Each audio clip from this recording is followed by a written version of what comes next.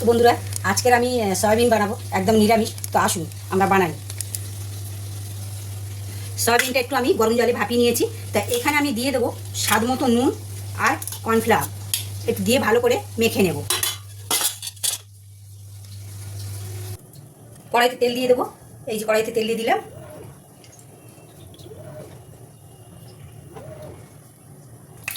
এই আমি সয়াবিনটা মেখে রেখেছি, এবার এক এক করে কড়াইয়ের মধ্যে দিয়ে দেবো। কি সুন্দর ভাজা হয়ে যাচ্ছে, হালকা আগুনে ভাজছি।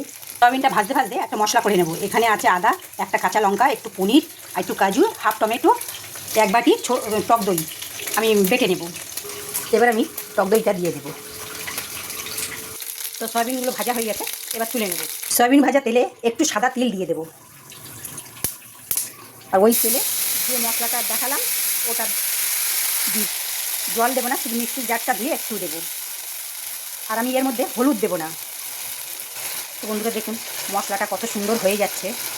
তো বন্ধুরা সামনে দোল, এটা করে খাবেন কিন্তু অপূর্ব লাগবে। পরোটা, রুটি, ভাত, লুচি যার সাথে খাবেন তার সাথেই ভালো লাগবে। দিয়ে দিলাম। বন্ধুরা আপনাদের হাতের কাছে যদি কিশমিশ থাকে দেবেন, না থাকলে নাও দেবেন। দিতে হবে এমনটা নয়, তো আমি দিলাম, টেস্টটা খুব ভালো হবে তাই। বন্ধুরা স্বাদ মতো নুন দিয়ে দেবো। যেহেতু টক দই টমেটো আছে, একটু চিনি দিয়ে দেবো। কালারটা হয়েছে দেখুন বন্ধুরা। এবার আমি সয়াবিনটা যেটা ভেজে রেখেছিলাম ওটা দিয়ে দেবো। বন্ধুরা একটু কস্তুরি মেথি দিয়ে দেবো, অল্প একটু, তাহলে স্বাদটা আরও ভালো হবে। দুটো কাঁচা লঙ্কা দিয়ে দিলাম, একটু গরম মশলা আর একটু ঘি। দেখুন বন্ধুরা কত সুন্দর হয়ে গেছে। এভাবে করে খাবেন, খুব ভালো লাগবে।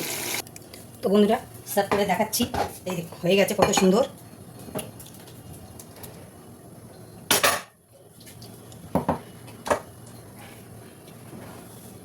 তো বন্ধুরা দেখুন, যদি ভালো লেগে থাকে ভিডিওটা, লাইক শেয়ার কমেন্ট করবেন আর আমার পাশে থাকবেন। আপনাদের হাত ধরে আমি এগিয়ে যাব। তো ভিডিওটা দেখবার জন্য ধন্যবাদ।